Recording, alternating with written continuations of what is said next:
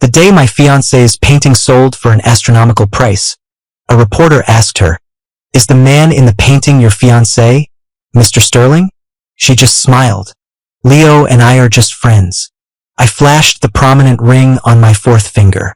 "Of course we're just friends. After all, I'm already married."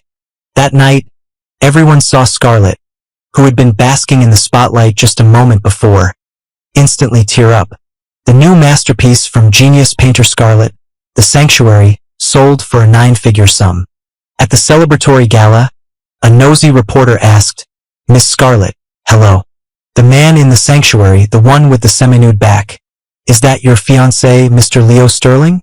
Others in the crowd chimed in playfully. Who else could it be? Everyone in New York knows the only man in Scarlett's paintings has always been Leo. That's right. They've been together for 8 years. They're the art world's model couple, so devoted to each other. Leo was with her from when she was a nobody to the massive success she is today. How many men are willing to spend 8 years helping a woman grow into herself?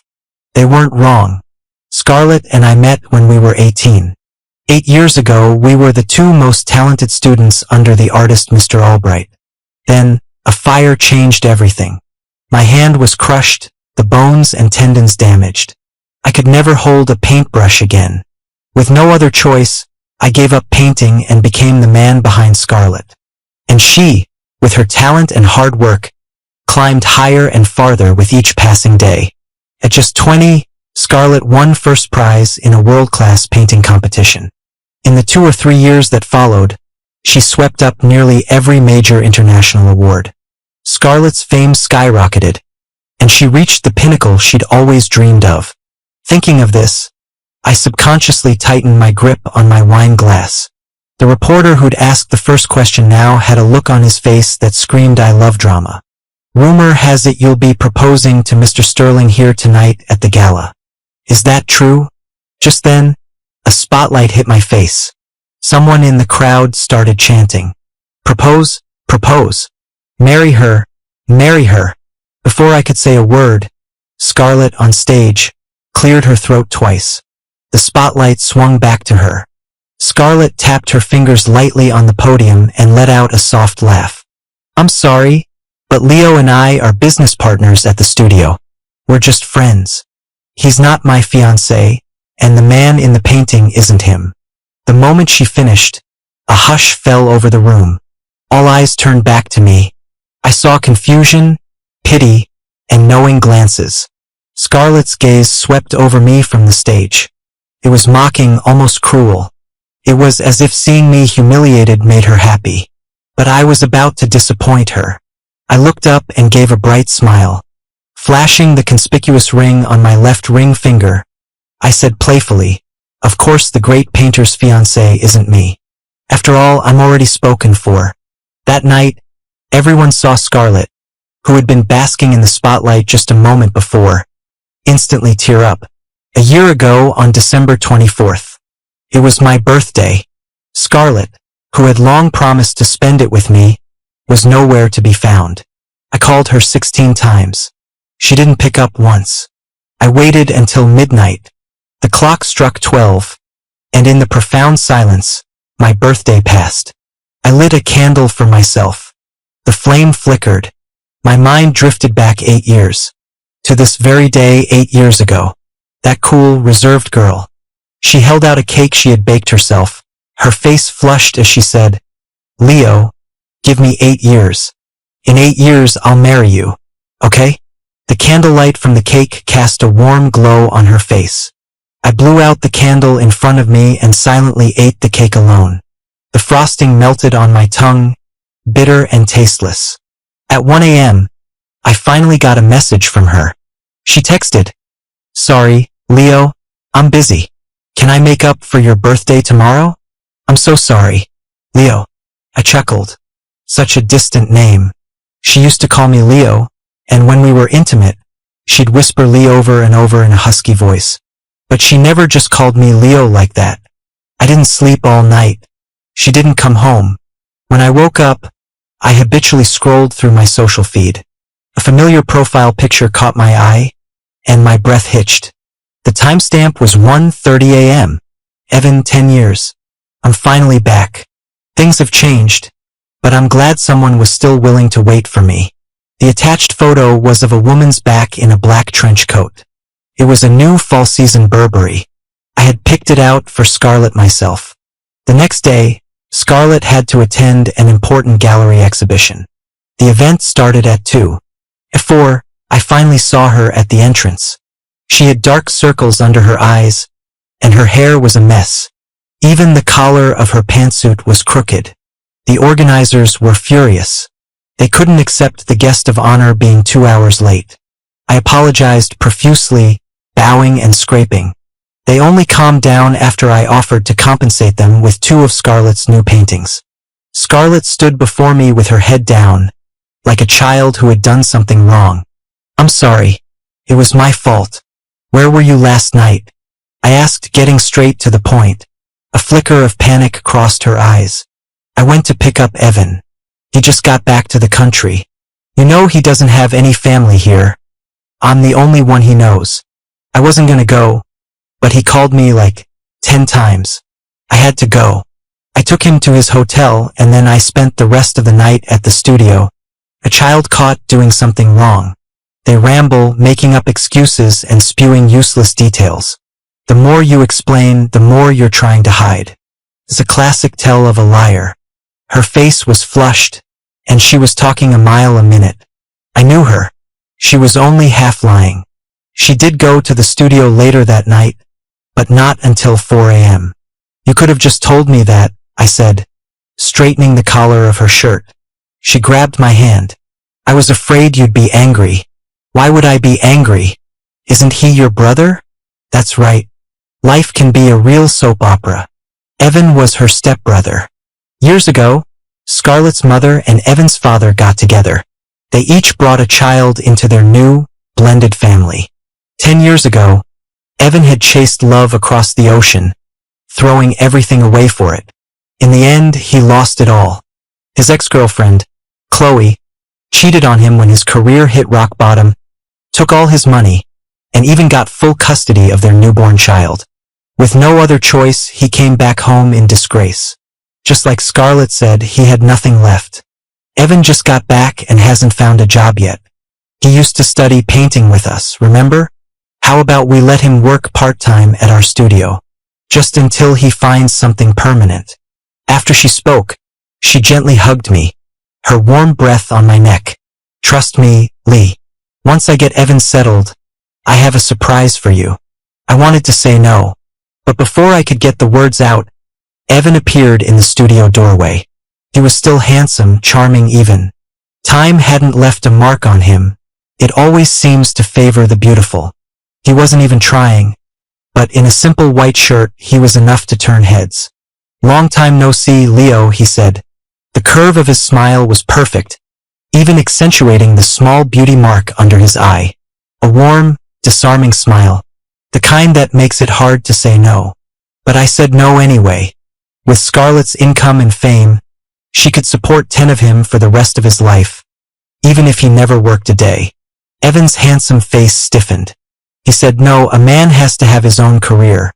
If you're dependent on a woman, she'll dump you the second you're no longer useful. The thought of what he'd been through abroad must have hit him, because his eyes welled up and his voice cracked. Scarlett, standing next to him, frowned and quickly comforted him. Evan, I'll never abandon you. Never. I fell silent. What a touching display of sibling affection. But our studio really didn't need any more staff. I politely refused, citing that we weren't hiring, but promised to pull some strings to find him a good job. But the next day, I saw Evan at the studio anyway. He was wearing a slim-fit shirt and slacks that highlighted his athletic build, broad shoulders and a narrow waist. His short, dark hair was slightly damp. He was posing, sitting quietly in the middle of the studio. My students were gathered around him, sketching his portrait. Just then, my assistant, Alex, ran over, frowning. Leo, this guy showed up first thing this morning. I couldn't stop him. He bought gifts and snacks for the kids, and he's got them wrapped around his finger.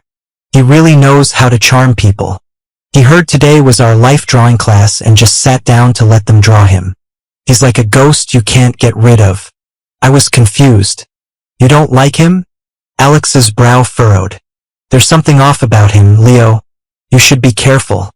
Evan was like this years ago, too. He loved being the center of attention, having everyone orbit around him. He used to be incredibly talented. But slowly, he lost his passion for painting. He said it was boring and tedious, and he hated getting his hands and clothes dirty. He'd rather spend his days dressed impeccably in stylish clothes, sitting in the middle of the studio for hours on end. He had us draw him. He loved the feeling of all eyes being on him. But no matter how much talent you have, if you don't work at it, heaven will take it back, piece by piece. Eventually, Evan's talent faded into mediocrity. He fell in love with the glittering, superficial world and didn't even wait to graduate from college before running off with some rich girl he met online. That was 10 years ago. The kids at the studio loved him. After class, they crowded around me, begging to have Evan be the model for their next portrait class. Alex leaned in. You disrespectful little brats, you can't call him Evan. It's Mr. Evan, or Uncle Evan. Across the room, I saw Evan's face darken. I had to admit, Evan's strategy of winning everyone over first and asking for permission later was effective. He successfully landed a job as a life drawing model at the studio. Don't worry, Leo. I won't be a bother for long. Just give me a month. As soon as I find a job I like, I'll be out of your hair. But a month later, things took a turn.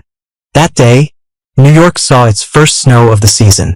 One of Scarlett's paintings from 6 months prior had sold for a good price, and the studio was throwing a party to celebrate. The dinner was held at an exclusive club. But the moment the waiters came out, we were all stunned. Evan stood out among the servers. He was wearing a uniform, his ears and the tip of his nose red from the cold. One of our colleagues recognized him. Evan, what are you doing waiting tables here? Everyone exclaimed. Evan froze. His eyes turned red and he bit his lip. He stammered, but couldn't get a full sentence out. His facade of stoicism was heart-wrenching. Suddenly he stumbled, his ankle twisting. He lost his grip on the tray, and a tureen of hot soup was about to spill all over his legs. Scarlett bolted from her seat. She threw her own arm out to block the soup. The hot liquid splashed all over her forearm. Her hand. The hand that painted a picture that just sold for $8 million. The truth is, that soup wouldn't have landed on Evan's legs. It was tilting to the left. It would have all spilled onto the floor. But Scarlett panicked. Maybe she was just that worried about him. She didn't even think about her own hand. She had a major international art conference the next day, and I was worried an injury would affect her. I rushed to get some ice for her arm. Scarlett's face was grim, and she didn't say a word. I looked at the burn and breathed a sigh of relief. Thank God the soup wasn't too hot. Should be fine. Evan stood nearby, his eyes red with distress.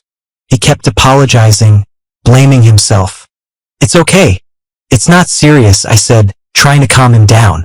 But Scarlett suddenly yanked her arm away from me. She stood up, gently wiped a tear from the corner of Evan's eye, and pulled him into a hug right in front of me, comforting him. The next second, she turned to me, her gaze icy, as if she didn't know me. In front of the entire studio, she said, of course, all you care about is the money. You're afraid my hand won't be able to paint anymore, aren't you?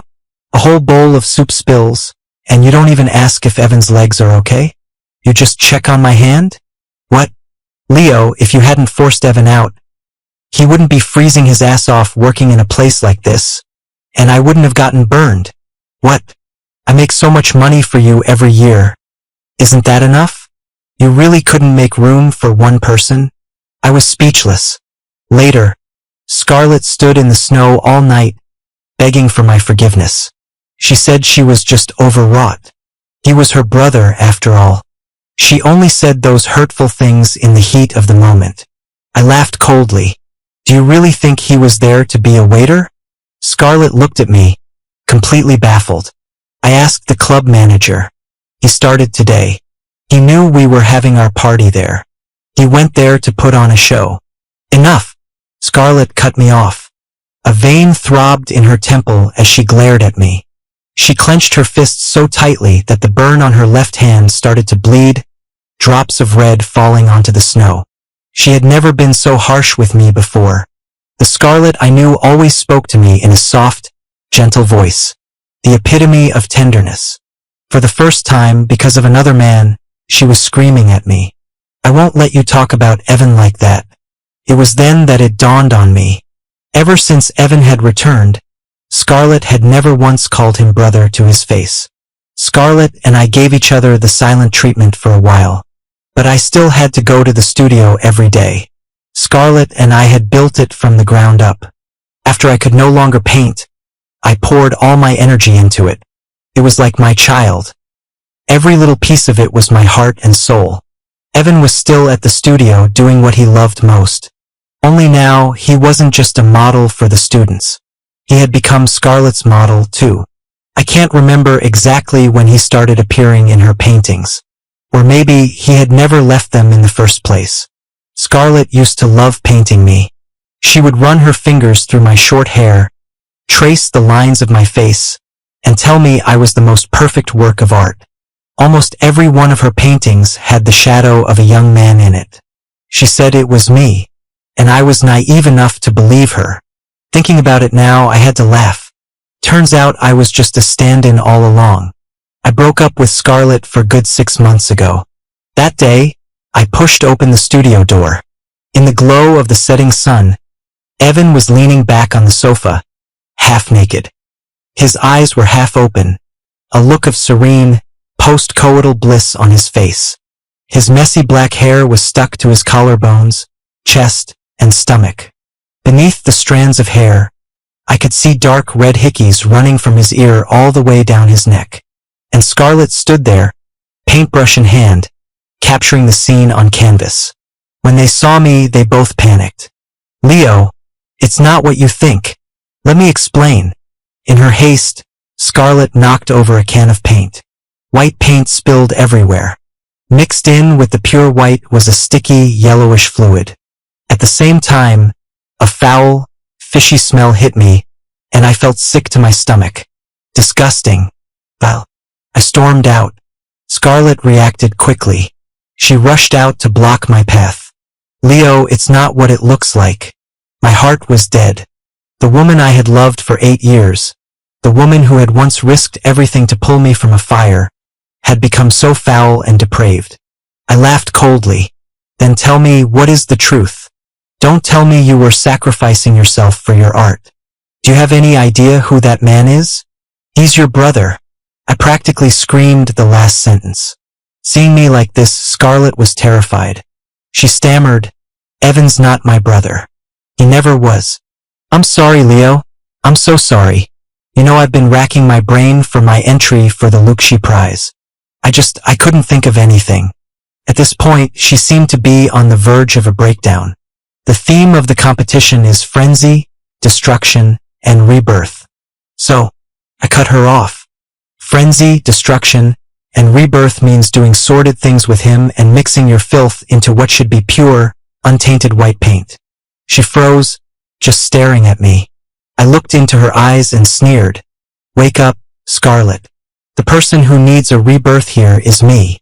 I pushed past her, my entire body shaking uncontrollably. As I left, I heard Evan, like some spineless creature, lean in and whisper comfortingly in her ear. "Scarlett, you were amazing.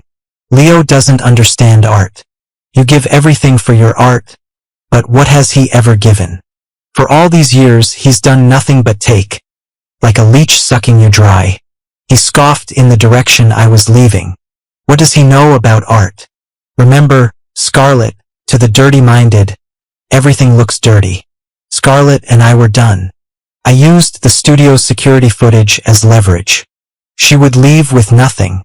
There was no way I was handing the studio over to her. "Leo, are you sure about this?" she asked before she left. "We could continue to run the studio as partners. After all, Aura Studios only has the reputation it does today because of me." I didn't even look up. "Hurry up and pack. The cleaning crew will be here soon to disinfect the place. She flew into a rage. Don't forget, without me you're nothing. She pulled up my sleeve, revealing the long, winding scar on my arm. You're just a cripple who can't even hold a paintbrush. Evan came up behind her then, his voice dripping with sarcasm. An ungrateful cripple at that. TSK, Scarlett. If we'd known, you should have just let him burn to death in that fire years ago with that biased mentor of yours. Slap. I slapped Evan across the face. 6 years ago, Scarlett and I were still students under Mr. Albright. He was the best teacher in the world. That day, we stayed late at the studio to finish our competition pieces. Mr. Albright was pouring his heart and soul into helping us. He said that in this year's competition, I had a real shot at first place. But that night, a sudden fire broke out. Took him and it took my artwork. I was trapped in the flames, on the verge of passing out. Right before I lost consciousness, I saw Scarlett. She was the one who ran into the fire to save me. I was rescued and my life was saved. But my right hand was badly burned. The nerves and bones were damaged, and I could no longer hold a paintbrush the way I used to, unable to create the art I was satisfied with. Our mentor also died in that fire. Overcome with grief, I stepped into the background. With Scarlett, I co-founded Aura Art Studios. I became the man behind Scarlett. The slap stunned Evan. When he came to his senses, he glared at me and raised his hand high. Just as his hand was about to strike me, a slender hand shot out, grabbing his wrist and pushing him back. Who gave you permission to hit my person in front of my studio? A familiar voice. I looked up. It was Vivian Lynn, Aura's biggest investor. Vivian was the daughter of the richest man in New York. She was young, but she was known throughout the city as the cool, aloof heiress.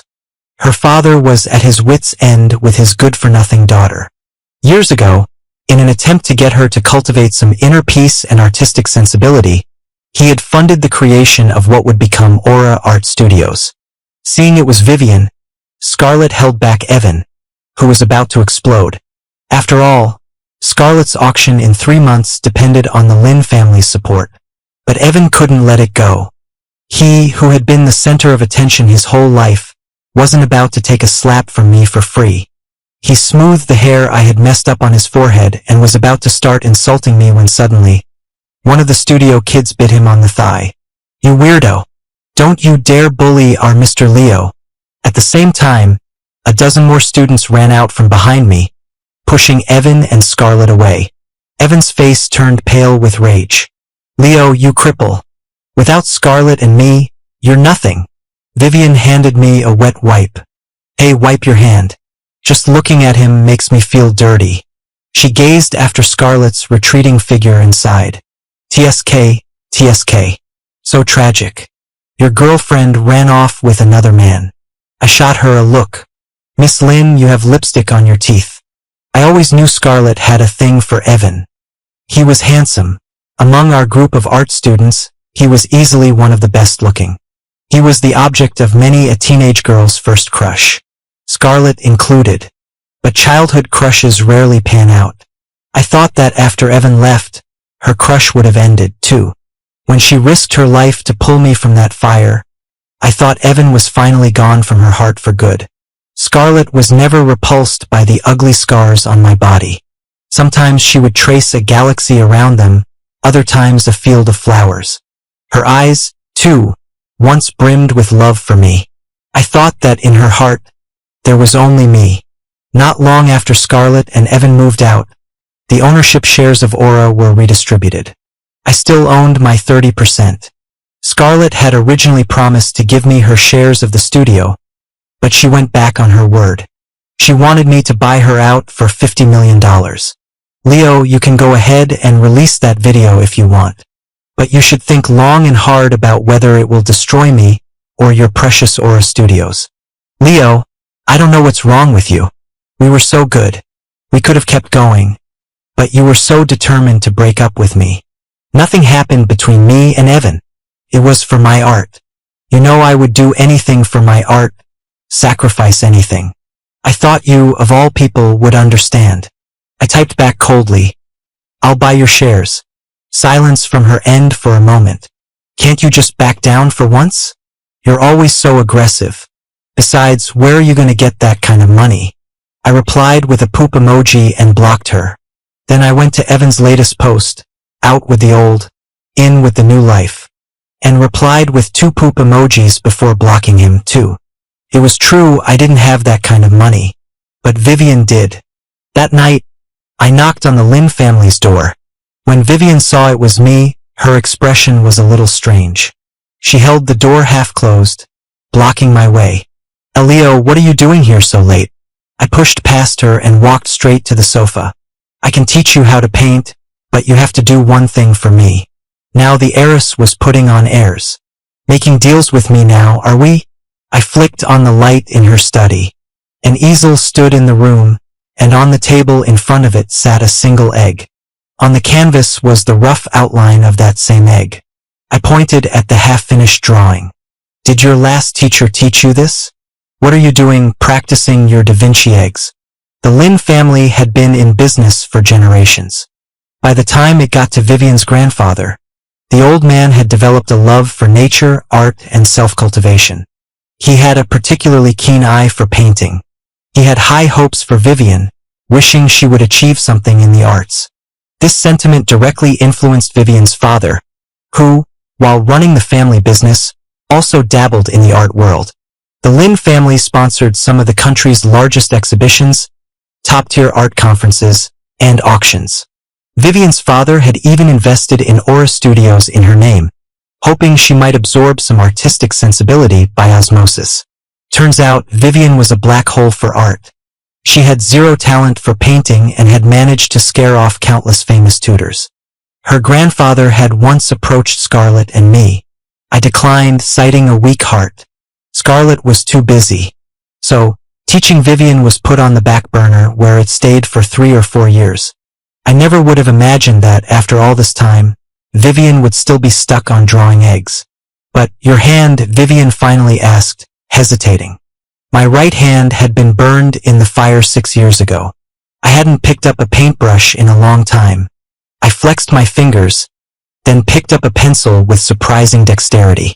In moments, I had finished sketching the egg in front of us. Vivian was stunned.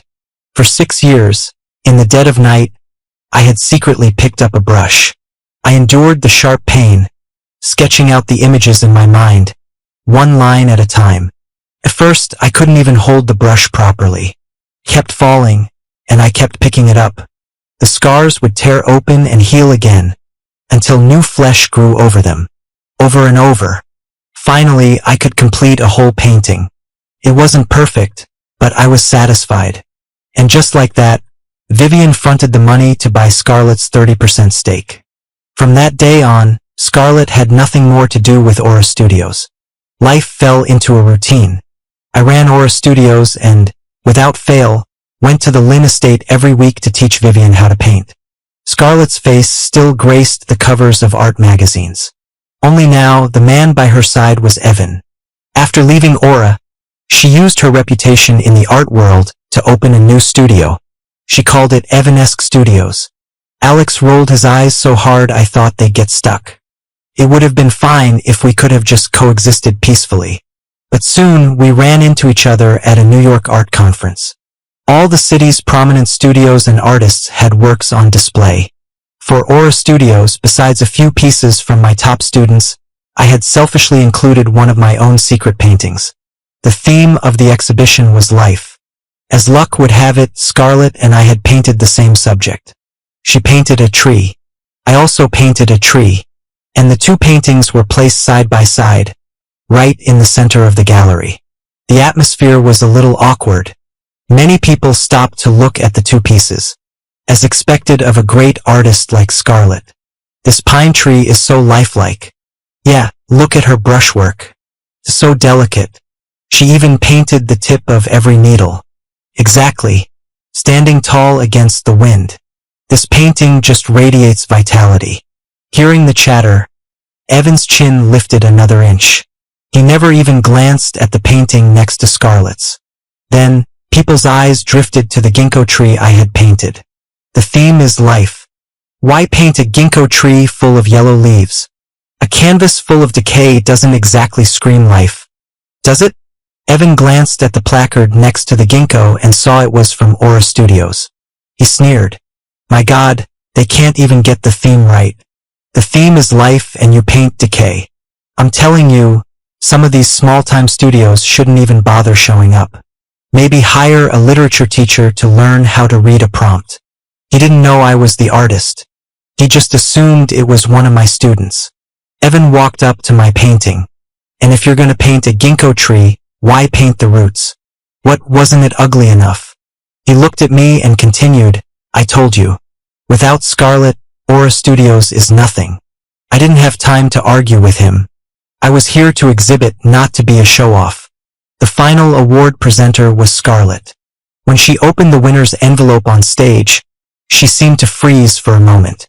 After a long pause, she said, the first prize for this exhibition goes to the entry from Aura Art Studios, the ginkgo. Evan was shocked. That's impossible. There must be some mistake.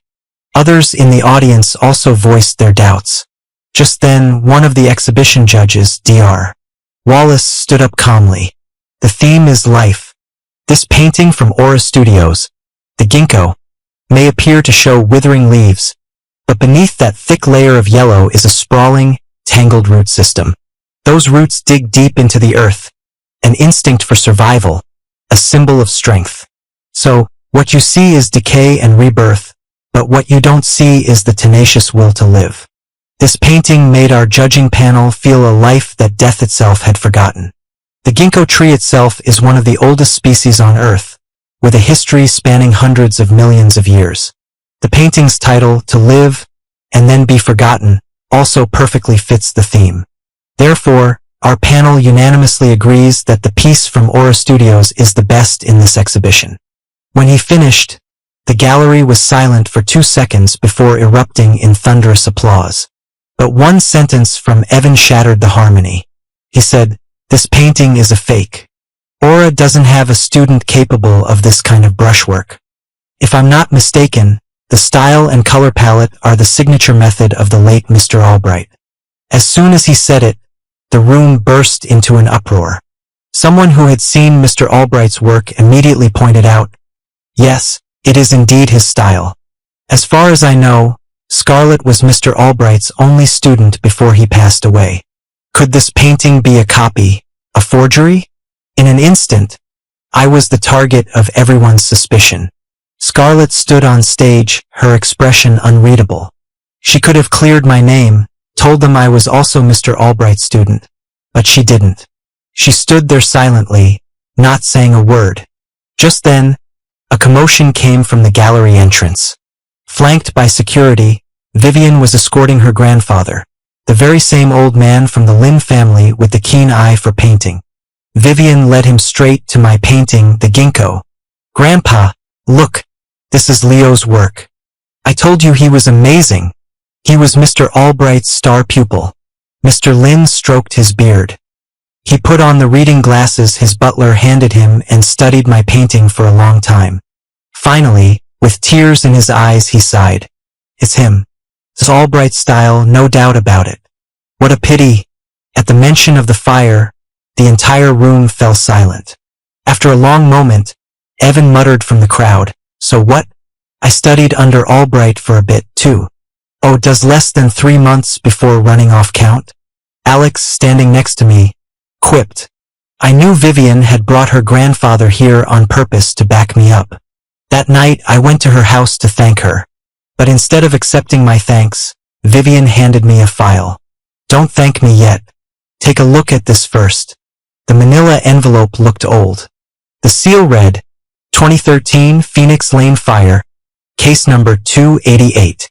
It was the fire. Thick smoke, rolling flames. Everything I went through that day came flooding back. My voice trembled. Why are you showing me this? Vivian opened the file to the last page and pointed to 2 words. Arson. No, that's impossible. My heart skipped a beat. That fire had caused devastating losses. 1 dead, 1 injured. Mr. Albright was dead and I was injured. Countless pieces of his work were also consumed by the flames. But I remembered the official investigation had ruled it an accident. A few teenagers playing with matches in the alley had caused the tragedy. That's the official story, yes. But have you ever wondered why those kids were playing with fire right under your studio? And who gave them the matches? It was like a switch flipped in my head. She pointed to several photos on the table. This is my gift to you. So, Mr. Leo, can we skip art class this weekend? Vivian asked, blinking up at me like a child earnestly seeking praise. I'm gonna need one more favor from you. Back to the day Scarlett's painting, The Sanctuary, sold for a 9-figure sum. A nosy reporter asked her on stage, "Rumor has it you'll be proposing to Mr. Sterling here tonight. Is that true?" Scarlett just smiled. She said we were just friends, that I wasn't her fiancé, and I flashed the prominent ring on my left hand. Of course not. After all, I'm already spoken for. At that moment, Vivian, who had been sitting beside me, stood up and affectionately linked her arm with mine. My goodness! Since when did my husband become someone else's fiancé? The usually cool and composed Scarlett was flustered, nearly dropping the microphone. Just then, a dashingly dressed Evan walked onto the stage from the wings. He took Scarlett's hand, leaned in, and kissed her on the cheek. Scarlett's fiancé is me. How romantic, I said, applauding them. Now then, how about I give you two a wedding gift? I presented the files Vivian had given me to the head of the auction house. Show everyone what the great, untouchable artist Scarlett is really like underneath. Yes, that file contained the proof of Scarlett's crime, manslaughter. That day, she had used the excuse of buying paint to leave the studio. She'd accidentally dropped a box of matches she had prepared by the studio door. She knew a few mischievous kids liked to play with Ultraman cards in front of our building. And that box of matches was found by those very kids. Next to the studio door, in the trash can, Scarlett had just thrown away a pile of her discarded drawings. On those drawings were pictures of the fire-breathing monsters from the Ultraman TV show. She wasn't sure it would work. It was just a test. A clumsy attempt by her younger self to start a fire. All she wanted was to burn my competition piece. Simply because she had overheard Mr. Albright say I had a chance to win first place. That was all it took for her to harbor such a vicious thought. But she never expected the fire to spread out of control and cause such a disaster. Maybe her conscience got the better of her. She never meant for us to die. That's why she ran back in to save me. In the years that followed, maybe out of guilt, or maybe she really did fall in love with me, she was very good to me. She was never repulsed by the scars on my hand. Scarlett's crimes scrolled across the big screen. The police had already gone to her home and found the matches. She had bought 10 boxes in total. Only one remained. She had tried many times before, and on the 9th attempt, everything went according to her plan. She started a fire that destroyed everything. When Evan saw the evidence of Scarlett's crimes, he knew it was over. He let go of her hand. Scarlett's face was ashen. She looked at me, her eyes filled with both hatred and sorrow. Her lips moved, as if she wanted to say something, but no words came out. Just then, the auction house brought back her painting, The Sanctuary, after having it authenticated. It was declared a copy. That's right. For all these years, Scarlett had been copying Mr. Albright's paintings, which she had secretly hidden away. The fire hadn't destroyed all of his work. Before the flames spread, Scarlett had quietly moved a portion of his collection and stashed it away.